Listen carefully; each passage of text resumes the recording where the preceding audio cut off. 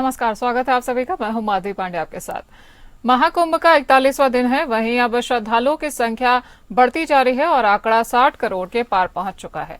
आपको बता दें कि प्रयागराज महाकुंभ में स्नान करने वाले श्रद्धालुओं का आंकड़ा अब बहुत बढ़ता चला जा रहा है और शनिवार को दोपहर 12 बजे तक 71,18,000 श्रद्धालु वहां पर स्नान कर चुके हैं।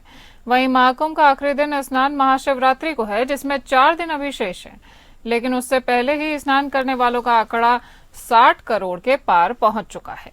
महाकुंभ में लगातार उमड़ रही श्रद्धालुओं की भीड़ को लेकर मुख्यमंत्री योगी आदित्यनाथ ने कहा है कि अनुकूल वातावरण का ही परिणाम है कि महाकुंभ 2025 प्रयागराज में अब तक 60 करोड़ से अधिक श्रद्धालु आस्था की पवित्र डुबकी लगा चुके हैं।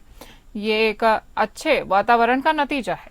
26 फरवरी को महाकुंभ का एक आखिरी स्नान है। ऐसे में दावा किया जा रहा है कि इस दिन रिकॉर्ड बन सकता है। ये दावा इसलिए भी किया जा रहा है क्योंकि अब तक प्रमुख स्नानों पर देखें तो पौष पूर्णिमा पर 13 जनवरी को 1 करोड़ 70 लाख लोग आए थे।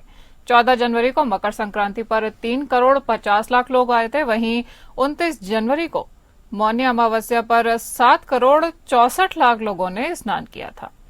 3 फरवरी को बसंत पंचमी पर लगभग 2 करोड़ 57 लाख लोगों ने महाकुंभ में डुबकी लगाई थी और 12 फरवरी यानी माघी पूर्णिमा पर 2 करोड़ लोगों ने महाकुंभ में स्नान किया था। अब महाशिवरात्रि का स्नान बचा हुआ है और महाकुंभ समापन से पहले आखिरी वीकेंड है। ऐसे में दावा किया जा रहा है कि इस वीकेंड पर सबसे ज्यादा श्रद्धालु संगम में डुबकी लगा सकते हैं। हमारे विशेष संवाददाता आनंद सिंह जुड़ गए हैं। आनंद, महाशिवरात्रि को लेकर के क्या खास तैयारियां हैं? अब तो आंकड़ा भी 60 करोड़ के पार पहुंच चुका है। जी बिल्कुल, देखिए महाशिवरात्रि को एक आखिरी स्नान बचा है महाकुंभ का, और इसी स्नान के साथ महाकुंभ का जो पर्व था, जो महापर्व था, जो 13 जनवरी से अनवरत चल रहा था, उसकी समाप्ति हो जाएगी। और यही कारण है कि मुख्यमंत्री योगी आदित्यनाथ प्रयागराज का दौरा कर रहे हैं और वो जो तैयारियां हैं महाशिवरात्रि के स्नान को लेकर उसको देखेंगे। साथ ही साथ जो राष्ट्रीय अध्यक्ष और केंद्रीय मंत्री हैं भारतीय जनता पार्टी के जेपी नड्डा, उनकी अगवानी वो प्रयागराज में कर रहे हैं। जहां तक महाकुंभ की बात है तो 60 करोड़ का एक बड़ा आंकड़ा, आप ये कह सकती है मोटे मोटे तौर पर कि आधा हिंदुस्तान यानी आधा भारत महाकुंभ में डुबकी लगा चुका है। पूरी दुनिया में इतना बड़ा आध्यात्मिक मेला, इतना बड़ा जमावड़ा आज तक कभी नहीं लगा है। और ये अपने आप में एक कह सकते हैं कि किस तरह की सफलता की कहानी, सनातन की कहानी प्रयागराज महाकुंभ की जमीन कह रही है। जो तैयारियों को लेकर अगर बात करें तो सरकार पूरी तरह से चाक चौबंद है। मुख्यमंत्री योगी आदित्यनाथ ने अपने 5 कालिदास मार्ग लखनऊ स्थित जो आवास है वहां से संबंधित आला अधिकारियों के साथ बैठक की है। उन्हें निर्देशित किया है कि जो श्रद्धालु हैं उन्हें अधिक पैदल न चलना पड़े, जल्द से जल्द उनका स्नान और दर्शन हो जाए और जल्द से जल्द एक तरह से भीड़ आती रहे और जाती रहे। ये इस तरह की व्यवस्था पूरी तरह से चाक चौबंद होनी चाहिए, इसको लेकर उन्होंने निर्देशित किया है। साथ ही साथ यात्रियों को किसी तरह की असुविधा न हो, उनकी सुरक्षा का पूरा ख्याल रखा जाए, इसको लेकर मुख्यमंत्री योगी आदित्यनाथ ने स्पष्ट निर्देश दिए हैं। अब ये भी कहा जा रहा है कि 26 फरवरी को आखिरी स्नान है, तो ऐसे में दावा किया जा रहा है कि रिकॉर्ड बन सकता है। तो रिकॉर्ड के मद्देनजर आखिर ये आंकड़ा कितना पहुंच सकता है? अब बिल्कुल देखिए, सरकार का जो अपना खुद का असेसमेंट था, सरकार ने जो सोच थी वो 40 से 45 करोड़ लोगों के आने की बात कुंभ में, प्रयागराज महाकुंभ में कही गई थी। और ये ऐसा लग रहा था कि 40 से 45 करोड़ का ये आंकड़ा काफी बड़ा रहने वाला है। लेकिन जैसे जैसे प्रयागराज महाकुंभ का स्नान बढ़ता गया, आप खुद देख सकते हैं कि 60 करोड़ लोग स्नान कर चुके हैं अब तक। ये अपने आप में एक नया रिकॉर्ड है और शायद सरकार की उम्मीद से अभी अधिक श्रद्धालु इस बार प्रयागराज महाकुंभ पहुंचे हैं। व्यवस्थाओं की लोग तारीफ करें, व्यवस्थाओं को लेकर लोग खुश हैं। हालांकि तमाम कुछ दिक्कतें जरूर लोगों को पेश आई हैं, बावजूद इसके जब स्नान करके लोग निकल रहे हैं तो ये जरूर कह रहे हैं कि इतनी बड़ी गैदरिंग, इतने बड़े जमावड़े में थोड़ी मोड़ी दिक्कतें होती रहती हैं, लेकिन सरकार की तैयारियां मुकम्मल है। सरकार ने जो सुरक्षा वहां पर मुहैया कराई है वो पूरी तरह से, उसको लेकर लोग आशान्वित हैं। और साथ ही साथ सरकार का भी प्रयास है कि जो आखिरी स्नान है महाशिवरात्रि का 26 फरवरी को, वो पूरी तरह से शांतिपूर्वक कुशलता के साथ संपन्न हो, इस पर सरकार का फोकस है। और इसी के मद्देनजर मुख्यमंत्री योगी आदित्यनाथ आज प्रयागराज में। जी आनंद, तमाम जानकारी जनता तक पहुंचाने के लिए आपका बहुत बहुत धन्यवाद।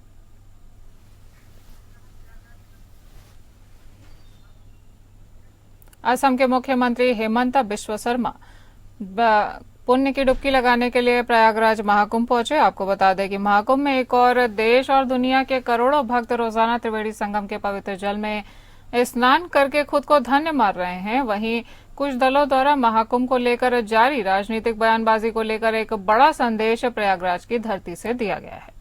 असम के सीएम और भाजपा के फायरब्रांड नेता हेमंत बिश्व शर्मा ने पश्चिम बंगाल की सीएम ममता बनर्जी के विवादास्पद बयान पर उन्हें नसीहत देते हुए महाकुंभ में आने और यहां की भव्य व्यवस्थाओं को खुद अनुभूत करने का निमंत्रण दिया है।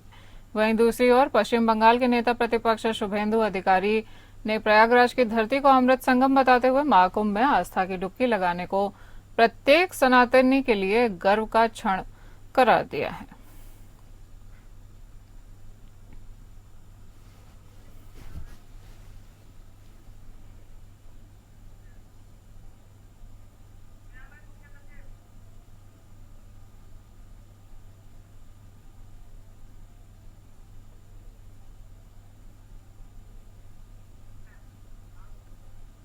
छब्बीस फरवरी को अंतिम स्नान होने वाला है महाकुंभ का, और वहीं महाशिवरात्रि को लेकर तैयारियां जोरों शोरों पर हैं।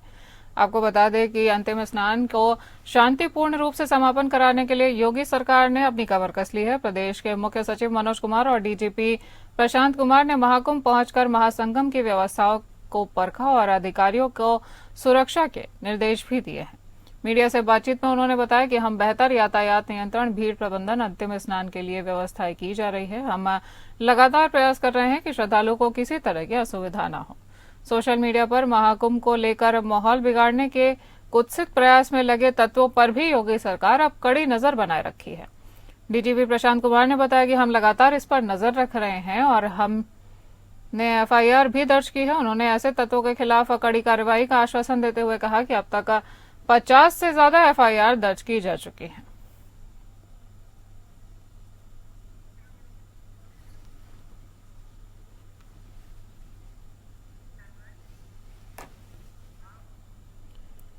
छब्बीस फरवरी को अंतिम स्नान को मद्देनजर रखते हुए अब रेलवे प्रशासन भी अलर्ट हो गया है। आपको बता दें कि अंतिम दिन श्रद्धालुओं की भारी भीड़ उमड़ने और उसी दिन महाशिवरात्रि का पवित्र दिन होने के कारण सुरक्षा एजेंसियों के इनपुट के बाद अब रेलवे महकमा भी अलर्ट मोड पर आ गया है। श्रद्धालुओं की अभूतपूर्व भीड़ के मद्देनजर डीडीयू जंक्शन पर सुरक्षा व्यवस्था की जिम्मेदारी आरपीएफ के स्पेशल कमांडो के हाथ सौंपी गई है।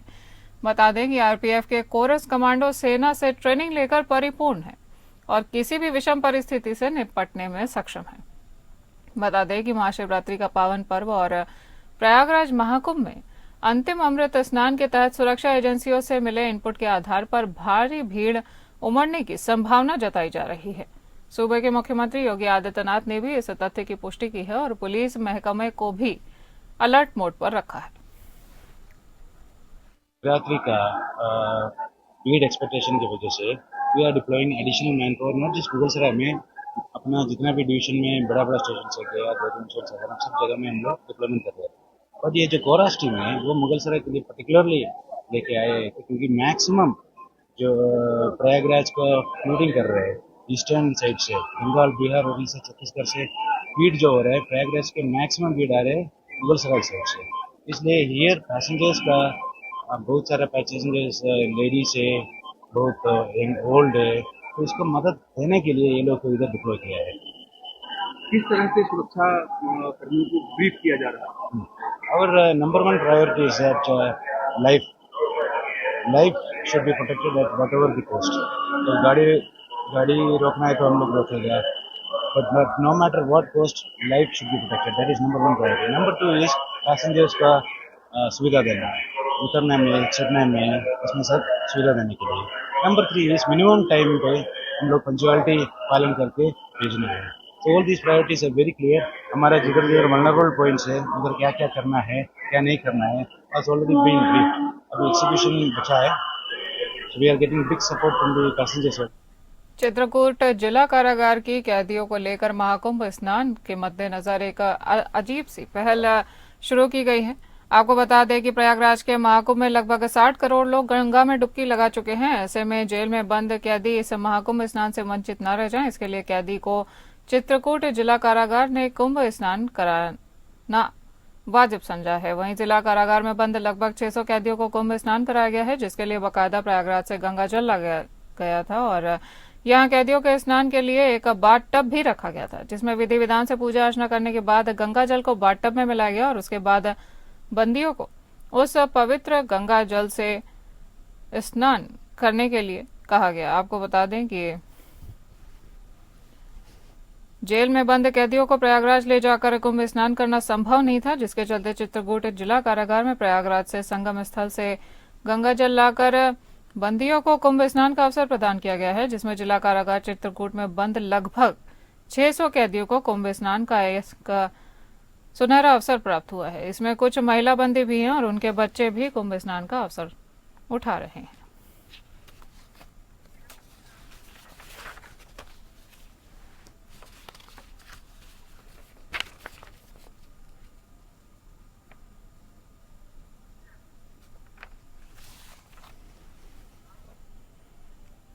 इसी बीच रामपुर में भी जेल प्रशासन की एक अनोखी पहल सामने आ रही है। आपको बता दें कि रामपुर में जेल एक ऐसा स्थान है जहां पर पाप की सजा भुगतने के लिए समाज से दूर किसी भी व्यक्ति को रखा जाता है और उसे एक बार फिर से मुख्य धारा से जोड़ने के उद्देश्य से सुधार का प्रयास भी किया जाता है।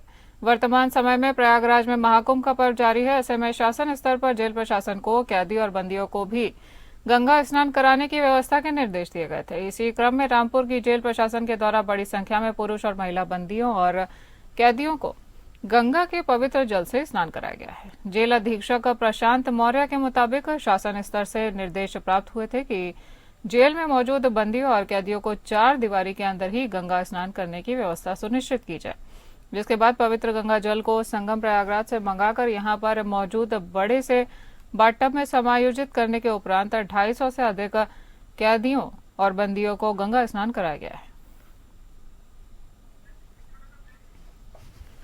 आपको बता दें कि एसपी ओम प्रकाश सिंह ने बदेश्वर मंदिर में महाशिवरात्रियों की तैयारियों को लेकर वहां पर निरीक्षण किया है और श्रद्धालुओं की सुविधा के लिए विशेष इंतजाम भी किए हैं और उन्होंने आवश्यक दिशा निर्देश जारी करते हुए बस्ती के प्रसिद्ध बदेश्वर नाथ शिव मंदिर में आगामी महाशिवरात्रि की तैयारियों को निरीक्षण भी किया है। आपको बता दें कि महाशिवरात्रि को लेकर तैयारियां जोरों पर हैं। एडिशनल एसपी ओम प्रकाश सिंह ने मंदिर का विस्तृत निरीक्षण किया और सुरक्षा व्यवस्था का जायजा लिया। एडिशनल एसपी ने मंदिर परिसर में भीड़ नियंत्रण, यातायात प्रबंधन और सुरक्षा व्यवस्था की समीक्षा की। उन्होंने श्रद्धालुओं की सुविधा को ध्यान में रखते हुए कई महत्वपूर्ण निर्देश जारी किए हैं। सीसीटीवी कैमरों की निगरानी बढ़ाने, बैरिकेडिंग लगाने और यातायात व्यवस्था को सुचारू रूप से रखने के लिए इन बातों पर एसपी ने काफी जोर दिया है। और सीओ रुधौली स्वर्णिम सिंह ने बताया कि मंदिर के आसपास पार्किंग की विशेष व्यवस्था भी की जा रही है। श्रद्धालुओं की सुरक्षा और सुविधा के लिए विशेष टीमों की तैनाती भी की जाएगी।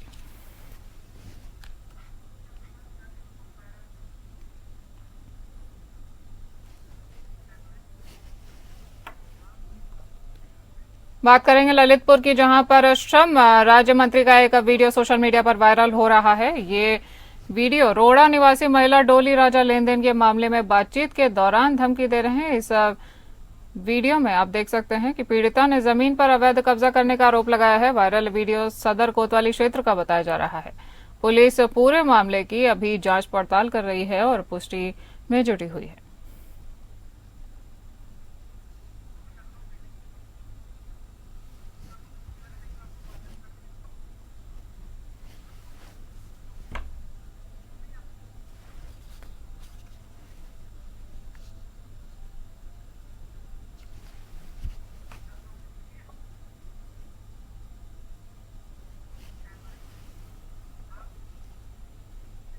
पहली मार्च से शुरू हो रहे रमजान को लेकर अब जहां पर मुस्लिम समुदाय अपनी अपनी तैयारियों में जुटा हुआ है, वहीं जिला प्रशासन और पुलिस सुरक्षा व्यवस्था समेत अन्य सुविधाओं पर लगातार धर्मगुरुओं के साथ बैठक करके रमजान के लिए तैयारी पर लगी हुई हैं। आपको बता दें कि आज लखनऊ के ईदगाह में धर्मगुरुओं के साथ पुलिस अधिकारियों, नगर निगम, जल निगम समेत तमाम विभागों के अधिकारियों ने बैठक की और बैठक के बाद मौलाना खालिद रशीद फरंगी महली ने कहा कि पाक महीने रमजान की शुरुआत 1 मार्च या 2 मार्च को होगी। इस दौरान तरावी की नमाज भी अदा की जाएगी, जिसको लेकर जिला प्रशासन से बात की गई है। उन्होंने रोजेदारों से भी अपील की है कि ये तरावी की नमाज इस तरह अदा करे कि किसी को किसी प्रकार की दिक्कत ना हो।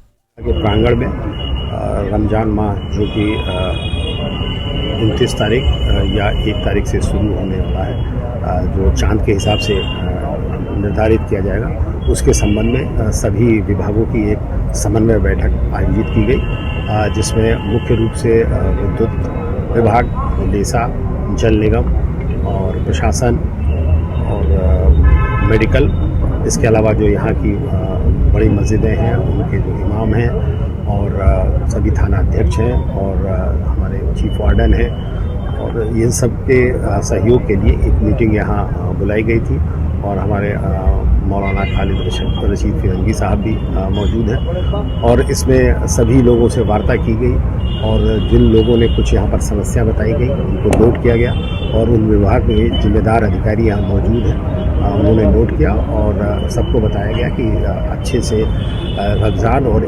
14 तारीख को पड़ने वाली जो होली का त्यौहार है, इसके बाद जो लास्ट फ्राइडे ऑफ रमज़ान है और ईद है, सबकी अच्छी और मुकम्मल तैयारी कराई जाए और जो सुरक्षा की व्यवस्था और ट्रैफिक की व्यवस्था होती है उसके लिए सारी व्यवस्थाएं पूरी कर ली गई हैं, सारी ड्यूटियां लग गई हैं। उत्तर प्रदेश के अमरोहा के डिडौली कोतवाली क्षेत्र में एक बरसी के आयोजन में लगभग 100 लोगों की हलवा खाने से तबीयत खराब हो गई है और वो सभी फूड पॉइजनिंग से ग्रसित बताए जा रहे हैं। गांव डिडौली निवासी कुलदीप गुप्ता के पिता की बरसी पर आयोजित भंडारे में शामिल 100 से अधिक बच्चे और महिलाएं अचानक से बीमार पड़ गए हैं। खाने के कुछ देर बाद ही उल्टी, पेट दर्द और चक्कर आने की शिकायतों के बाद लोगों को अलग अलग अस्पतालों में भर्ती कराया गया। डॉक्टरों के मुताबिक फूड पॉइजनिंग की आशंका जताई जा रही है। बताया जा रहा है कि गाजर का हलवा नकली दूध और नकली मावे से बनाया गया था, जिसकी वजह से ये बड़ा हादसा हुआ है और 100 से अधिक बच्चे और महिलाएं फूड पॉइजनिंग का शिकार हुए हैं, जिन्हें अलग अलग अस्पतालों में भर्ती किया गया है। सूचना मिलते ही प्रशासन सतर्क हो गया है और स्वास्थ्य विभाग की टीम मामले की जांच में जुटी हुई है। फिलहाल सभी मरीजों का इलाज जारी है और स्थिति नियंत्रित बताई जा रही है। मामले को गंभीर तहसील लेते हुए फूड विभाग ने मौके पर जाकर संपित किए हैं और जांच को भेज दिया है। डिडौली से हमारे पास में जो है कुलदीप गुप्ता नाम के व्यक्ति का फोन आया कि उनके परिवार में एक कार्यक्रम था, जो उनके पिताजी की बरसी थी, उसमें उन्होंने भोजन बनाया और उस भोजन के खाने से जो है 2-3 घंटे बाद जो है लोग बीमार होने लगे और काफ़ी संख्या में लोग बीमार हुए हैं, 30, 40 या 50 की संख्या में बीमार हुए हैं। तो उन्होंने कहा, तो हमारी टीम तुरंत ही वहाँ पे पहुँची, मैं भी खुद पहुँचा वहाँ पे, हमारे मुख्य खाद्य सुरक्षा अधिकारी साथ में और खाद्य सुरक्षा अधिकारियों की टीम पहुँची। तो उन्होंने बताया कि उन्होंने एक दुकान से खोया खरीदा था, उस खोए से गाजर का हलवा बनवाया और जिन जिन लोगों ने गाजर का हलवा खाया वो लोग बीमार पड़ गए। तो इस पर हमने त्वरित कार्रवाई की और दुकान में उसका कुछ खोया शेष बचा हुआ था जो उनको दिया हुआ था, उस पर हमने सैंपलिंग की। इसके अलावा दुकान में रखी अन्य मिठाइयों की भी हमने सैंपलिंग की, जैसे बूंदी का लड्डू, छेना, बर्फी और इमरती भी उसमें थी। तो हमने 5 सैंपल दुकान से भर के जो है जांच को प्रयोगशाला भेजे जा रहे हैं। बस्ती में एडिशनल एसपी ओम प्रकाश ने सोन्हा थाना का औचक निरीक्षण किया। एडिशनल एसपी ओम के औचक निरीक्षण से थाने में तैनात पुलिसकर्मियों में हड़कंप मच गया। एसपी ने पुलिसकर्मियों के साथ मीटिंग की और मीटिंग में उन्होंने पुलिसकर्मियों के साथ अपराध के आंकड़ों पर भी चर्चा की। उन्होंने कहा कि क्षेत्र में बढ़ रहे अपराध, हत्या, महिला संबंधी अपराध, पॉक्सो एक्ट, चोरी, नकबजनी और अन्य सनसनीखेज अपराधों पर नियंत्रण होना जरूरी है। एसपी ने पुलिसकर्मियों के आने वाले त्योहारों जैसे शिवरात्रि, होली, रमजान आदि को लेकर निर्देश दिए हैं। साथ ही उन्होंने कहा कि महिला संबंधी अपराधों और दलित उत्पीड़न के मामलों पर विशेष ध्यान देते हुए कार्यवाही की जाए। सांप्रदायिक घटनाओं पर रोक लगाने एवं ऐसे मामलों को गंभीरता से लेते हुए संबंधित अधिकारियों को तत्काल मौके पर पहुंचकर त्वरित कार्यवाही करने के लिए भी उन्होंने निर्देश दिए हैं।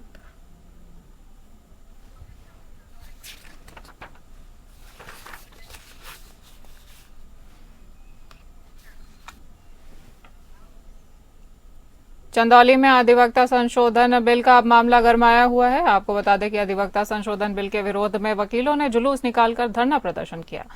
वकीलों ने काली बांधकर चक्रमण कर बिल पर विरोध जताया है। वहीं वकीलों ने विरोध प्रदर्शन कर कानून मंत्री के नाम ज्ञापन पत्र डीएम को सौंपा है। प्रेस वार्ता में डिस्ट्रिक्ट डेमोक्रेटिक बार एसोसिएशन के अध्यक्ष ने कहा कि बार काउंसिल ऑफ इंडिया से अधिकार छीनकर केंद्र सरकार अपने हाथों में लेना चाहती है। ये सरकार की तानाशाही है। इसे district democratic bar association Chandauli किसी कीमत पर बर्दाश्त नहीं करेगा। पूर्व महामंत्री जन्मेजय सिंह ने कहा कि सरकार के इस तानाशाही रवैये का अधिवक्ता मुंहतोड़ जवाब देंगे। जरूरत पड़ी तो चंदौली के अधिवक्ता दिल्ली तक पैदल मार्च करेंगे।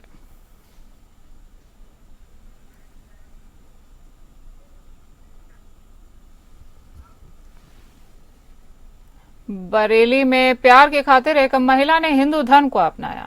आपको बता दें कि पूरा मामला प्रेमनगर का है, जहां दानिया मानक युवती ने धर्म परिवर्तन कर लिया है। दानिया का वीडियो सोशल मीडिया पर तेजी से वायरल हो रहा है, जिसमें वो खुद सामने आकर अपनी मर्जी से शादी करने की बात कह रही हैं। उन्होंने अपने माता पिता को क्लीन चिट देते हुए कहा कि उनकी परवरिश में कोई कमी नहीं थी, इसलिए लोग उनके घर वालों को दोष ना दें।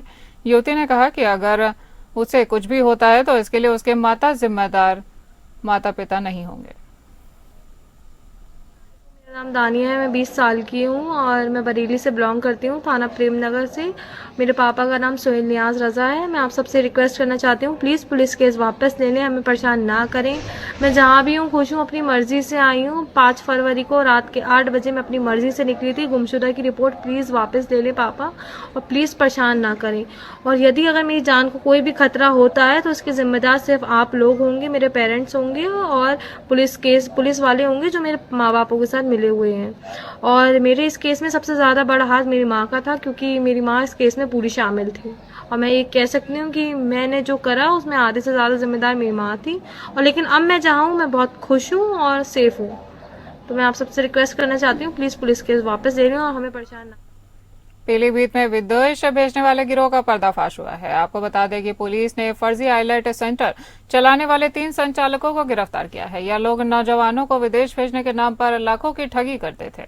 गिरोह में शामिल लोग विदेश भेजने के लिए फर्जी शैक्षणिक प्रमाण पत्र और दस्तावेज भी बनाते थे। पुलिस ने तीनों आरोपियों के पास से लैपटॉप, मोबाइल बरामद किया है। पीलीभीत के थाना गजरौला एवं कोतवाली पूरनपुर में आरोपियों के खिलाफ मुकदमा दर्ज कर उन्हें जेल भेज दिया गया है।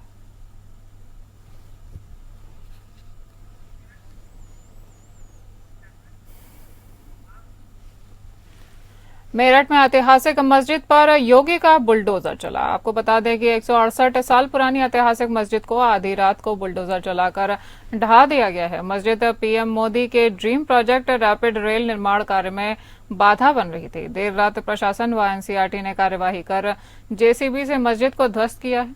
दिन पूर्व में ही मस्जिद का बिजली कनेक्शन काट दिया गया था। जिला प्रशासन का दावा, सहमति से मस्जिद हटाई गई है।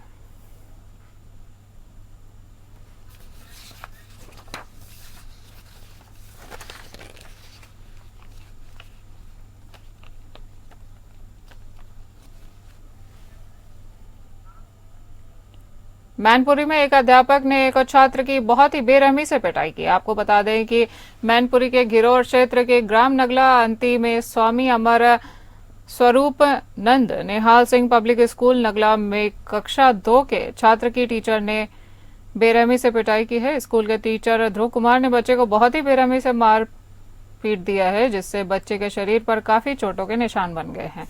पीड़ित पिता ने आरोप लगाया है कि बच्चे पुनीत को टीचर ध्रुव कुमार ने पेड़ से बांधकर बड़ी बेरहमी से पीटा है और इससे बच्चा बुरी तरह जख्मी हो चुका है। पिता ने बताया कि बच्चे को मारपीट कर धमकी भी दी गई है और अगर किसी को बताया तो जान से मार देंगे। बच्चे ने सारी बातें अपने पिता को बताई हैं। पीड़ित पिता ने बच्चे को लेकर थाना घिरोर में रिपोर्ट दर्ज कराई है। पुलिस ने बच्चे को मेडिकल के लिए भेजा है।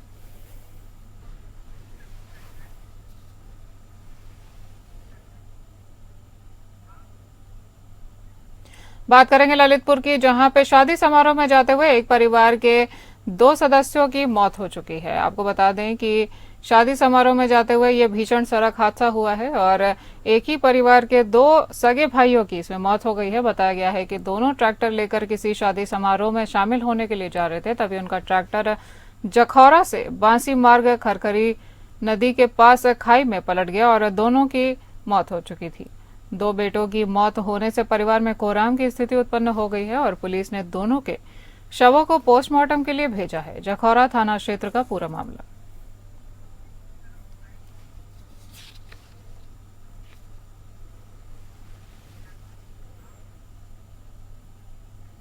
कुशीनगर में 12वीं में पढ़ने वाले एक 18 वर्षीय छात्र ने आत्महत्या कर ली है। आपको बता दें कि मरने से पहले छात्र ने सुसाइड नोट भी लिखा था और फांसी का फंदा लगाकर इस बच्चे ने आत्महत्या कर ली है। उसने नोट में लिखा था कि हमें माफ करना मम्मी, तुम्हारा बेटा जिंदगी से हार चुका है। ये लाइन इंटरमीडिएट में पढ़ने वाले छात्र की एक सुसाइड नोट की है। 18 वर्षीय सुमित ने अपने कमरे में सुसाइड के पहले ही एक नोट में लिखा। कॉपी के पन्नों पर लिखे गए सुसाइड नोट में छात्र ने लिखा कि अपनी मौत का जिम्मेदार मैं खुद हूं। साथ ही उसने ये भी लिखा कि जिंदगी में कुछ अच्छा नहीं हो रहा था, इस जिंदगी से मैं हार चुका हूं। जिसके बाद उसने अपने टिन शेड के कमरे में कपड़ों के सहारे अपनी जीवन लीला समाप्त कर ली है। मामला हाटा कोतवाली के पिपरा हमेल गांव की है, जहां इंटरमीडिएट में पढ़ने वाला छात्र अपने ही मकान की टीन शेड में कुंडी में फंदे से लटक गया। इस बुलेटिन में इतना ही। नमस्कार।